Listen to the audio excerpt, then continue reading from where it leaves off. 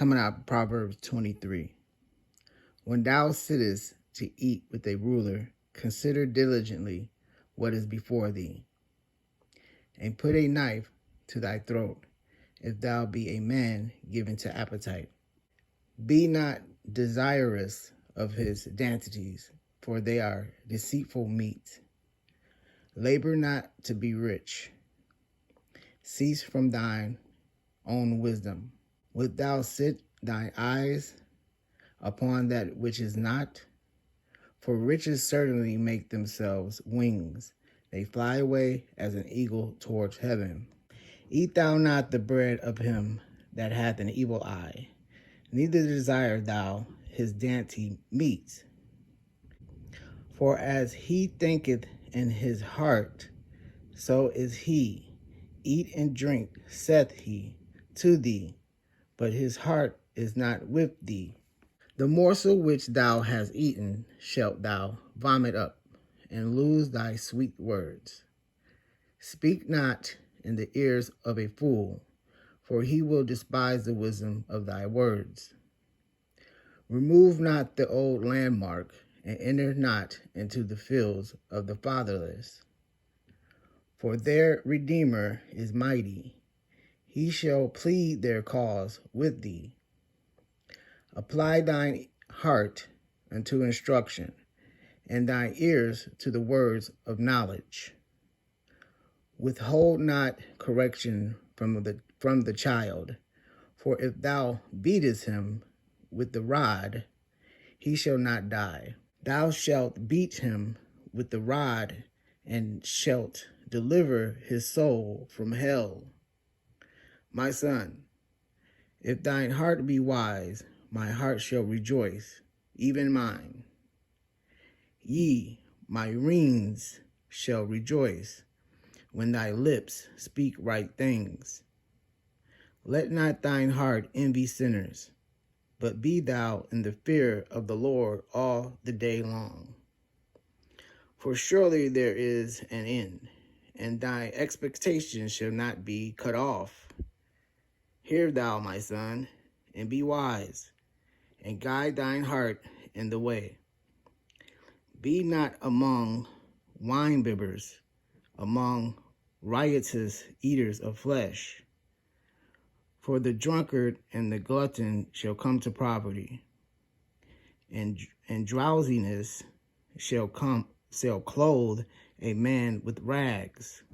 Hearken unto thy father that begat thee, and despise not thy mother when she is old. Buy the truth, and sell it not, also wisdom, and instruction, and understanding. The father of the righteous shall greatly rejoice, and he that begetteth a wise child shall have joy of him. Thy father and thy mother shall be glad, and she that bare thee shall rejoice. My son, give me thine heart, and let thy eyes observe my ways. For a whore is a deep ditch, and a strange woman is a narrow pit.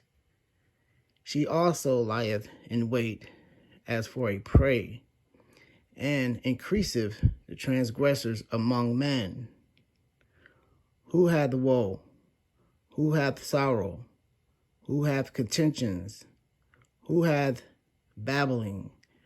Who hath wounds without cause? Who hath redness of eyes? They that tarry long at the wine, they that go to seek mixed wine. Look not thou upon the wine when it is red, when it giveth his color in the cup, when it moveth itself aright.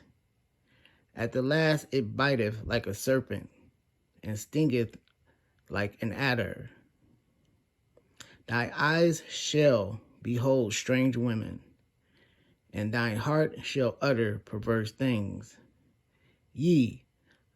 Thou shalt be as he that lieth down in the midst of the sea, or as he that lieth upon the top of a mast.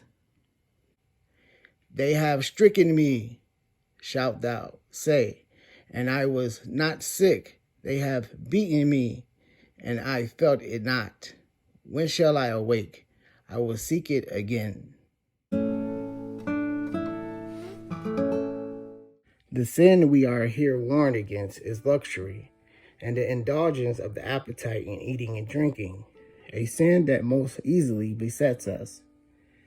We are here told, when we enter into temptation and are in most danger of falling into this sin, when thou sittest to eat with a ruler, thou hast great plenty before thee, varieties and dainties, such a table spread as thou hast seldom seen. Thou art ready to think, as Haman did, of nothing but the honor hereby done thee, and the opportunity thou hast of pleasing thy palate, and forgettest that there is a snare laid for thee. Perhaps the temptation may be stronger and more dangerous to one that is not used to such entertainments than to one that always sits down to a good table. We are here directed to double our guard at such a time. We must apprehend ourselves to be in danger. Consider diligently what is before thee, what meat and drink are before thee, that thou mayest choose that which is safest for thee, and which thou art least likely to eat and drink of to excess. Consider what company is before thee, the ruler himself, who, if he be wise and good, will take it as an effort for any of his guests to disorder themselves at his table. And if we sit to eat with a ruler, much more when we sit to eat with the ruler of rulers at the Lord's table.